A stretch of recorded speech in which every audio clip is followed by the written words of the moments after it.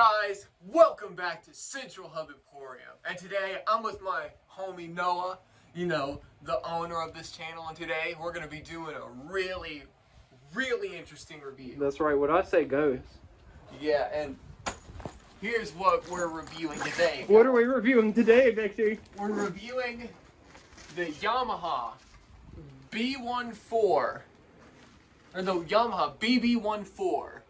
Let's fucking go. Now, do we have something to compare it to? Because reviewing it on its own doesn't sound very interesting for a YouTube video. What are we going to be comparing this to today, Victor? We're going to be reviewing it. We're going to be comparing this to. We're going to be comparing that to the Squire. All right, hold on. Start again, Victor. All right. This time, I'm going to need some more Mr. Beast and just a little bit of Markiplier. Alright. Let's go. Alright guys, welcome to Central Hub Emporium. And today, we're going to be reviewing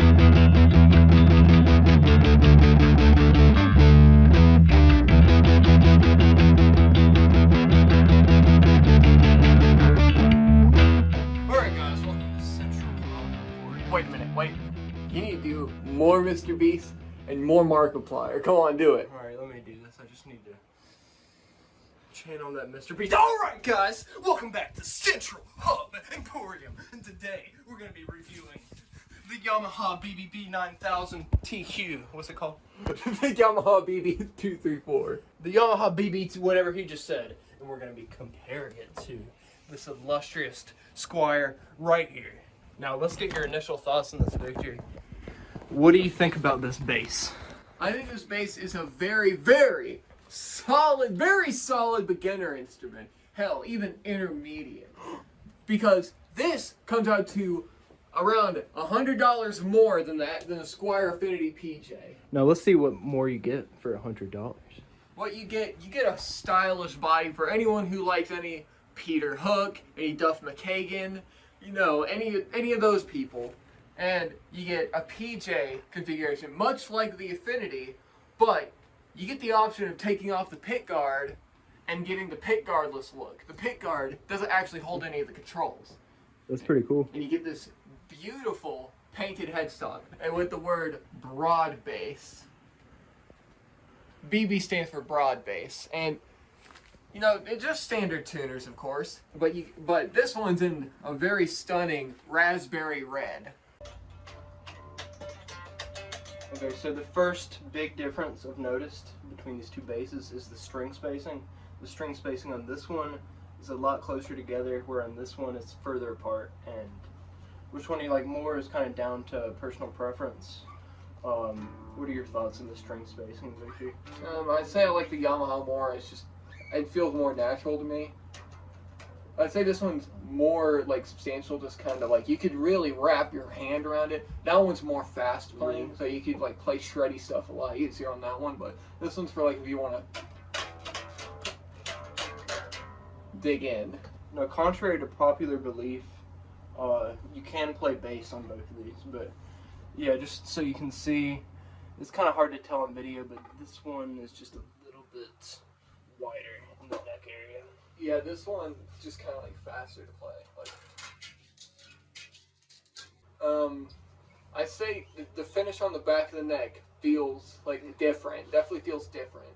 Definitely got a different feel. So yes, this one has more of a natural, I think, a satin finish. Yeah. Whereas this one is a little bit more glossy. For me, it's not a big deal, but some people will prefer the feel of a satin neck. Feels just more like untreated wood. Yeah, I'd say the one blemish on this is right here, right by the nut, where the neck is. You can kind of see that little dark spot right there. Yeah. That's kind of like a little bit of a.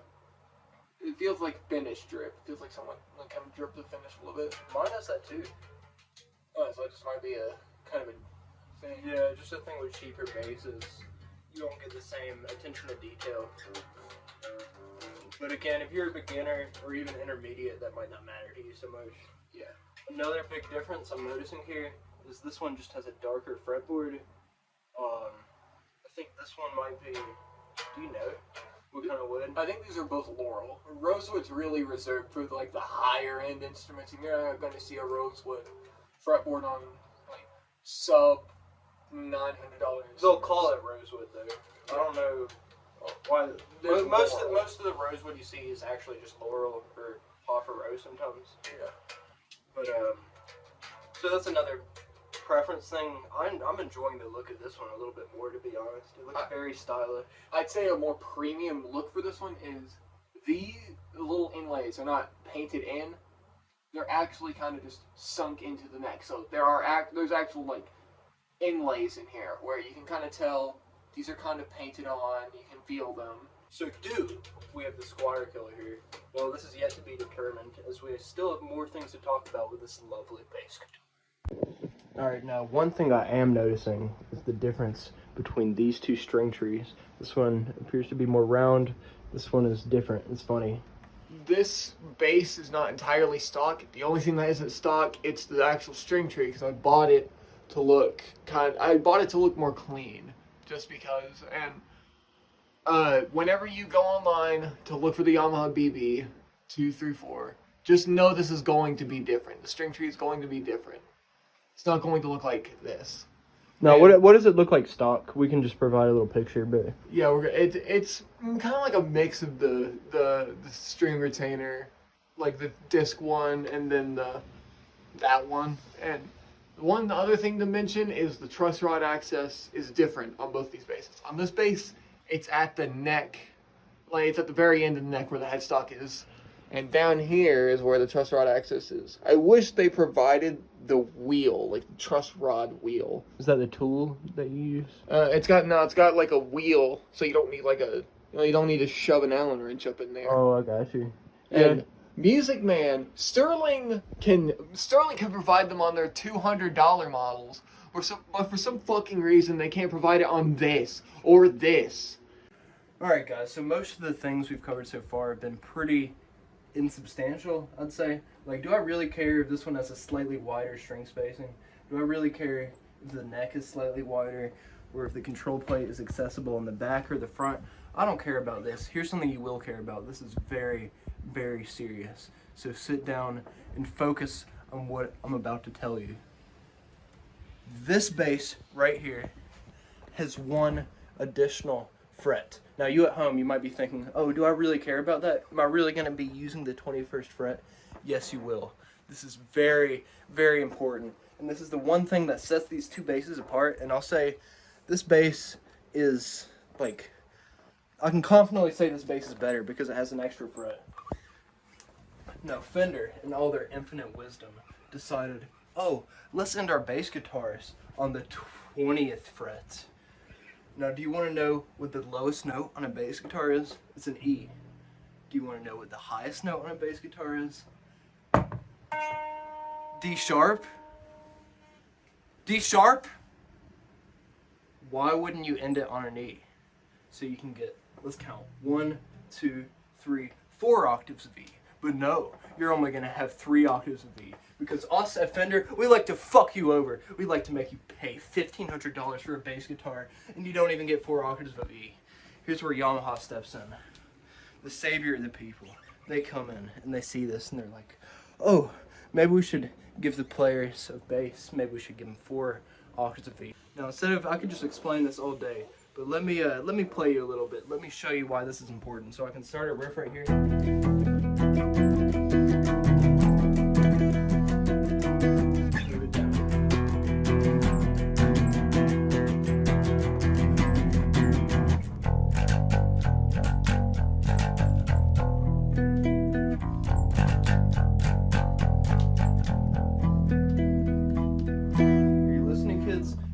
Be able to do this on this bass guitar because it decides to stop right here. Does that sound good? Does that sound like a good E chord? No, it doesn't. Okay, so I just put these up on the wall to see if there's any other difference that are worth mentioning. There's not much else. I'd say yeah, there's not really any other differences to talk about with these. We basically covered everything. The headstocks definitely look different. That one's got a little bit more of a flourish. That one's just a standard Squire. I would say this one looks a little bit nicer. It's a little bit more clean, I'd say. Both come with like standard kind of stock ceramic pickups. Obviously this has the the upgrade ones from our last video, but You guys should definitely watch that video. yeah, by you the should way. click the funny link. Alright guys, so what I'm gonna need you to do is click that link and watch our video.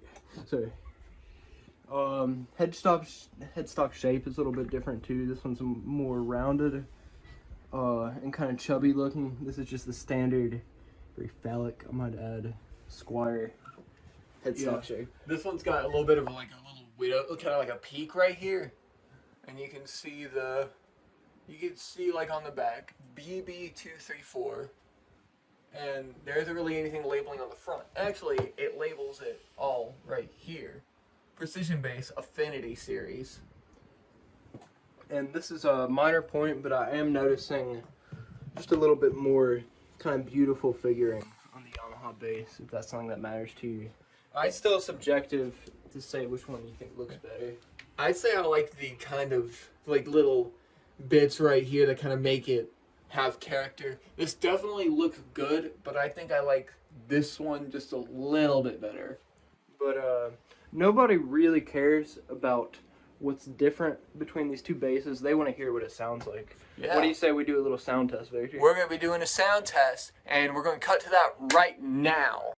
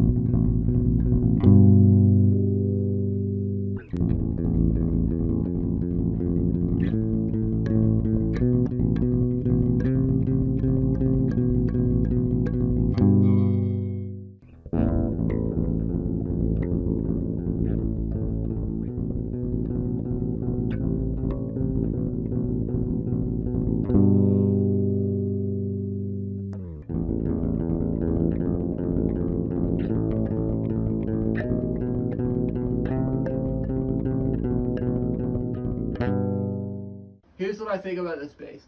I think it's a very, very solid option for the beginner. If you don't want to just go straight Fender, you don't want to go straight Ibanez, you want to go for like Yamaha, this is a very solid beginner bass. It's very playable, sounds really nice. I'd say mine is kind of a little bit of a dud. The pickups aren't quite what I'm looking for.